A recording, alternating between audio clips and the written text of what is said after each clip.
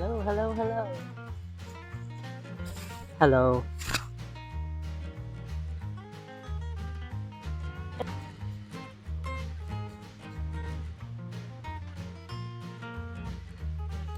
Good morning. It's a beautiful day in the middle of August here in the Driftless region in southeastern Minnesota, zone 5A. And I'm Eileen, and this is my backyard. Welcome to Good Enough Gardening. We're going to take a little tour and see where things are. August has been really nice so far, actually. The end of July was hot per usual, but we've had pretty consistent rain, which is nice. I have been pretty diligent about my watering, which I'm very proud of because I'm normally quite forgetful. So I've been keeping up with all of my pots and feeding them. And the dahlias are sort of in a in-between time. They had a lot of initial blooming and now they're filling out. I had a lot of earwig damage in spring and early summer because it was raining so much and I had put down fresh mulch, but the plants have recovered very well as I had hoped they would. I was feeding them to make sure that they were getting enough nutrients so they could be strong plants and resistant to the damage on their own, and also have been pretty good about stripping off the lower leaves on my dahlias. So we'll take a look at those. I'm getting some tomatoes. Most of my tomatoes this year are planted in terracotta pots, and I think if I'm going to do them in pots again next year, I need to use the big 5-gallon buckets. But there's just two of us and we don't need a ton, so this has worked out okay. The green zebra still has a few more to go. The sun gold cherries are probably the best and strongest, and as long as I get to them before Etta does, then we have a good harvest. Other than that, oh, look at my banana. Look how big she is. This is very exciting. This was a $12 plant that I got in May, and it was about 2 feet high. So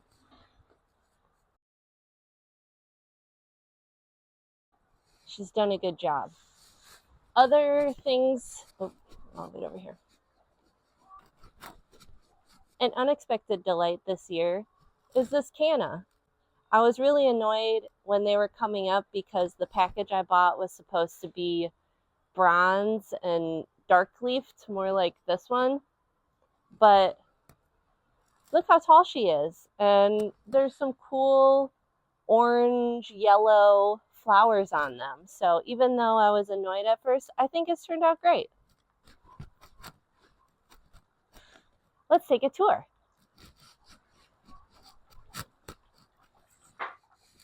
I'm going to start out front while it's still nice and quiet and there's no one around. How about this hydrangea, huh? This is definitely the star of the show right now. Look how tall. And these flower heads, well, let's show you a good one. The little patch over here is doing pretty well.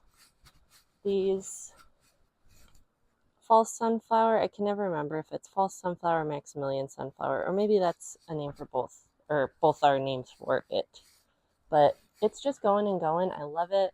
My little dogwood here is getting buried a bit, but I think it'll be okay. And then this dogwood is very happy that it's been moved over here. And I did plant a couple new Joe Pye weed back in there somewhere that my mom brought me. Oh, there's one. It looks a little chewed up, but I think it'll make it. And there's another one elsewhere.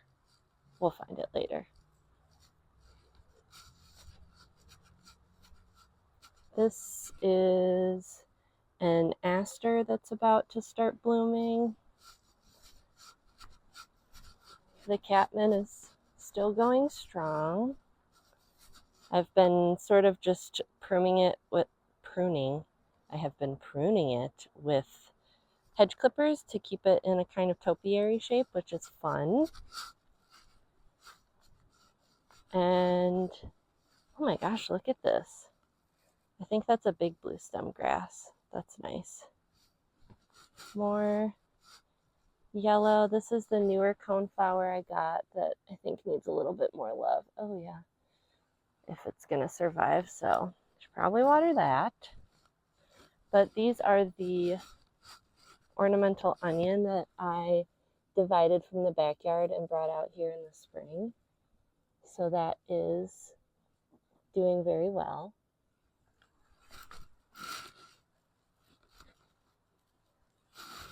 The sedum's about to come into bloom. I really like how sedum just basically kicks off in spring, early spring, and it just keeps moving on, taking its time until it hits its stride this time of year. My giant pots are looking very good, big and dramatic, which I love.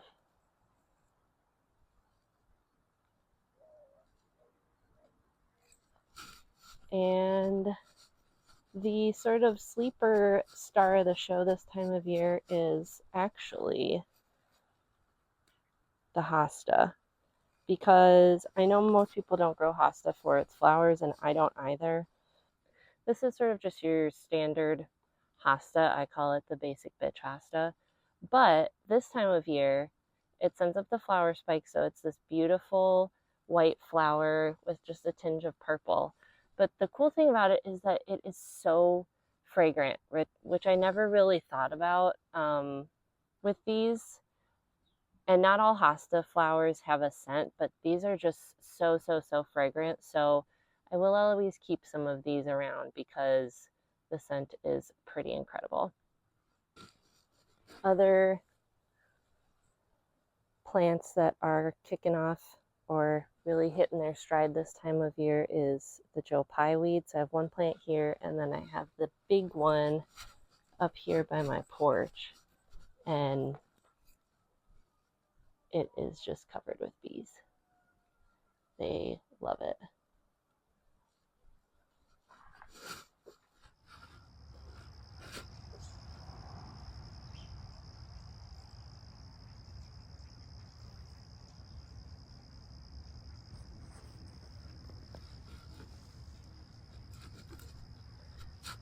But other than that, mostly everything out here is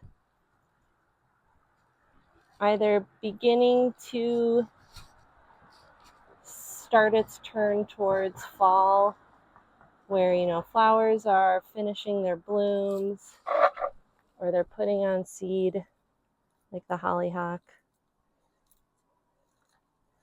And things that are taking off are really the late summer things, like the perennial onion, Joe Pye weed, sedum. The coneflowers are starting to finish, which is a dumb way to say that, but you know what I mean. So I've just been doing a lot of deadheading and tidying things up so that we can make a graceful transition to fall when the time comes. Okay, let's go in the back. Someone is waiting for us. Hello? Have you been waiting?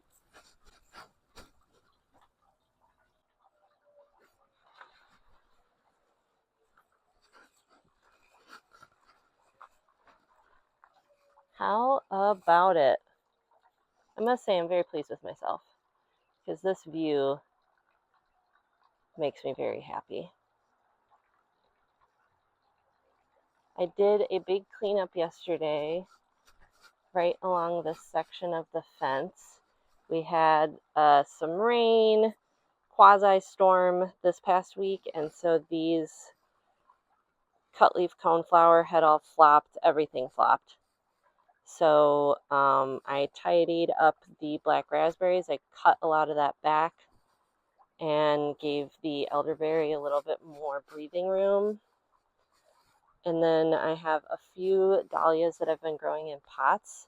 So I just kind of set those in some of the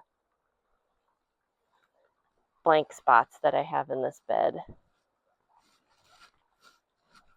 And my ironweed is finally blooming. I just love it. That purple is really incredible. So thank you, Jolan, for these seeds because these are really cool. Another dahlia in a pot that I just stuck there yesterday. I deadheaded a ton of this coneflower, and then I had these patches of crocosmia that I was really excited about because they came up really strong. And out of the maybe 50 corms I planted, I got one flower spike. So I don't know if I'm doing something wrong or what, but not a great success this year. I'm going to try it one more year before I let it go. The Cafe au lait is suffering much less earwig damage, as I mentioned. We got our first bloom off of Cornell.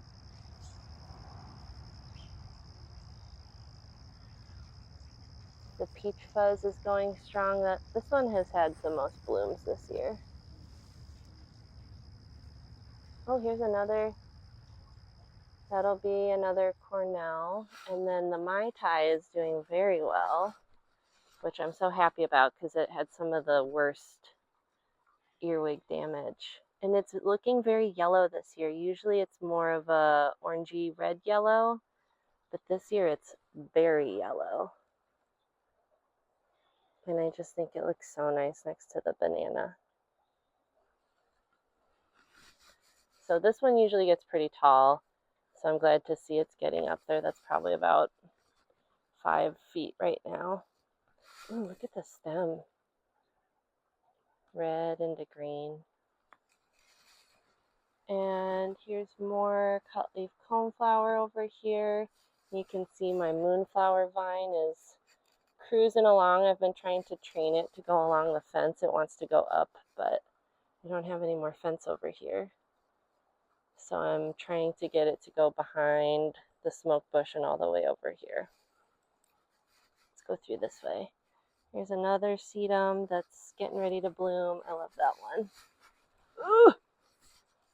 And I'm so happy because I was hoping that the verbena would have begun to self-sow around here, and it definitely did. And we have, oh, this is Mount Hood. I did get a couple flowers off this already and should have more soon. Oh, let's look over here. Look, I've got a door. It's not installed yet, but I'm working on it. So here is the canna that I was grumpy about, but is actually turning out pretty cool. And look how tall this one. That's gotta be 8 feet at least, because I can't even reach it. The wisteria is filling out nicely. Hello. And how about the sweet potato vine? Let's look at it in full view. Look at that. So that's just one plant, and it's gone all the way up there, and I'll show you inside the, I guess we're calling this a veranda or something now, but it's wrapped itself around in here too, and it's, look at how it looks in the light. Oh, this is so cool. I'm gonna have to do this again next year. And I've got a moonflower bloom. Be nice if it was on the other side, but that should open soon. And a rogue tomato that I planted in here that's doing very well. Hello. And I'm just sort of, I do a little bit of chaotic staking with my tomatoes, so I'm kind of leaning it back against the trellis and tying it in / letting the sweet potato vine hold it. We'll see how that works. And here is, so this is the color of canna that I thought these guys were going to be. That's the packaging they were in. Thanks a lot, Menards. But this pot is looking great. It's so full. I'm so happy with it. And those cannas look gorgeous. Here we've got some marigolds and little zinnias. And another rogue dahlia tuber that I was doing some experiments with. And, oops, sorry, my shadow. More annuals over here.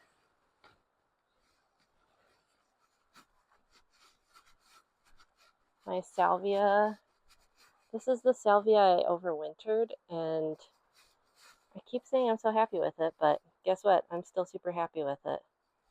And then I'm going to try and save this one over winter too this year, this blue one. And I'll also do some cutting. So we're going to try a few methods to keep the salvia over winter and see what we can do with it. Because you just don't know if you don't experiment, and that's what I like about gardening. Here we have another, so this is a combination of many pots in here. So I've got the tomato, Miss Mary Jane's over there, cannas, there's lantana in there, and then I have a pot of impatiens, and I think that combination looks really nice. And then also have some canna and impatiens on this side, more tomatoes.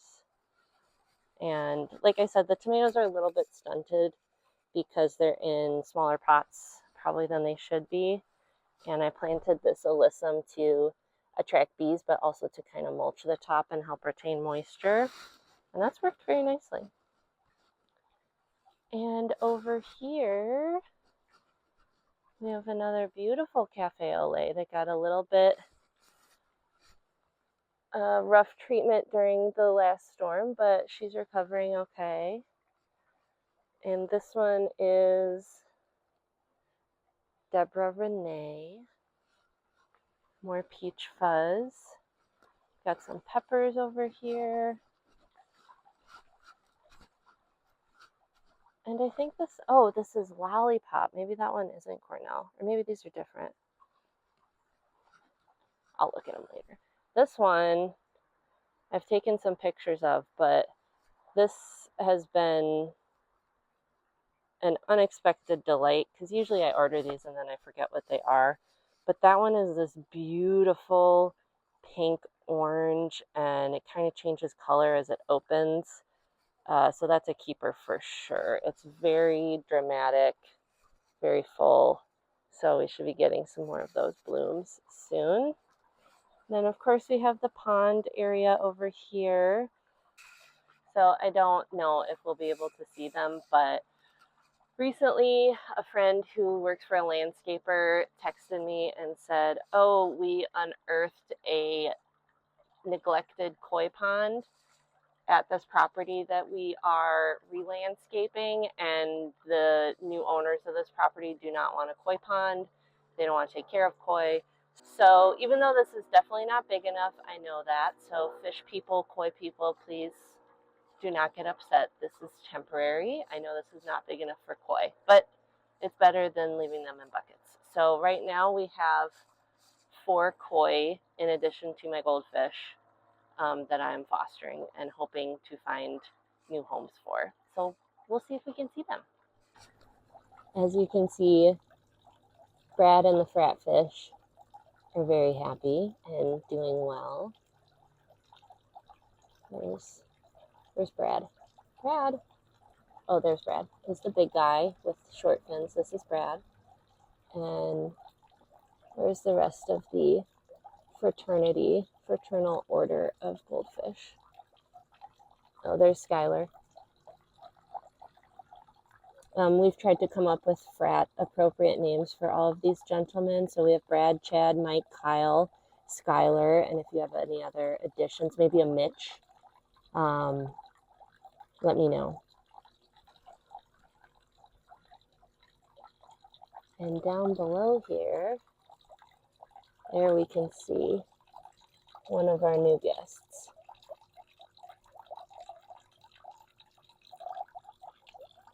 They have been a little bit shy, not really wanting to come up. I can imagine that being neglected for so long, they're a little bit frightened. So we're giving them time. Obviously, the frat is very friendly and very comfortable with me, but hopefully we can get these guys to feel a little bit more at home and they'll come up a little bit more. And I'm doing lots of research on koi so that I can take care of them all properly. Let's see. Oh, check out this planter. This one has been looking so sad all summer, and finally it seems to have taken off. I had this, here we go, cup and saucer vine that's now grabbing onto stuff.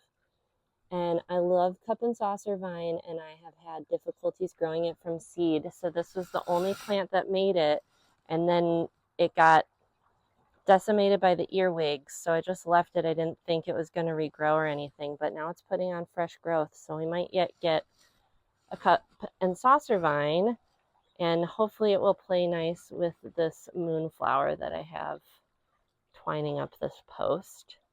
But there's actually 3 pots here. So there's this one that has the Coleus zinnia, alyssum, nasturtium, and then we have this other planter that has nicotiana, and it has this Coleus. This is the Coleus I grew from seed this year. Very happy with that.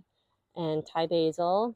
It kind of was just like I had all these things that needed to be potted up, so they just kind of all got thrown together. But I couldn't put the moonflower in this pot, so I stuck it in this one and then used a stick as a bridge to guide it next door onto the post. So very pleased with that, and this is the first year I've ever had any success growing nicotiana, and just look at it. That is looking great, and as advertised, it smells phenomenal, although you can really only catch it in the evening, which is perfectly fine by me. I have gotten so many rose blooms this year, and all of them are putting on late season growth, especially this one, my generous gardener. So it threw out these massive spikes, stalks, whatever you want to call them, and I was able to tie some in. I sort of guided them over, and as you can see, they are now adjusting and going up. That one and this one's going out. So I'm very hopeful that next spring I will have a dramatic rose and clematis archway or arbor. Big stuff. Very exciting. But yeah, still blooming. How about it? And this is really the time of year for this island. The sedum and the Millennium allium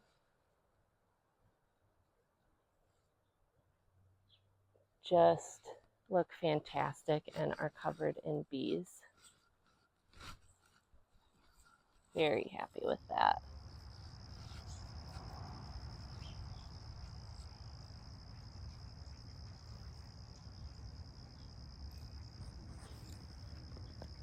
And back here, I know we looked at this last time, but wowee.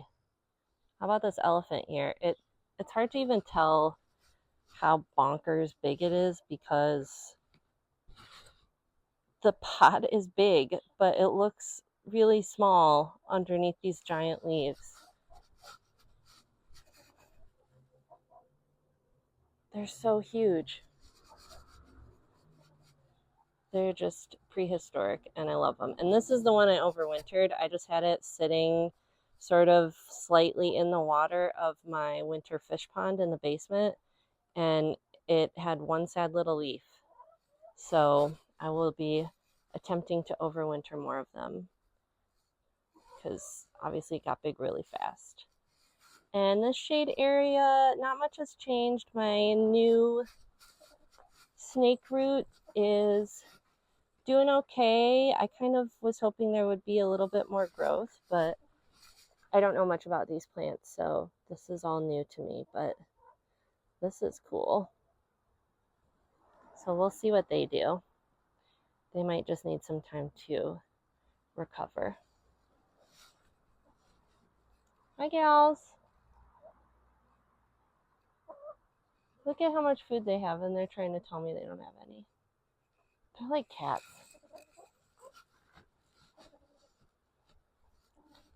To them, if the bowl is not full, they don't have enough food. This is such an interesting time of year because I think a lot of gardeners start to get fatigued this time of year, myself included, because it's still summer, it's still hot, there's still a lot to do.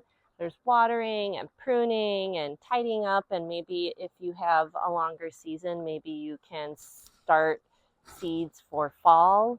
That's probably something I could do, but haven't yet. Maybe this is the year. Aside from that, though, things are just kind of trucking on.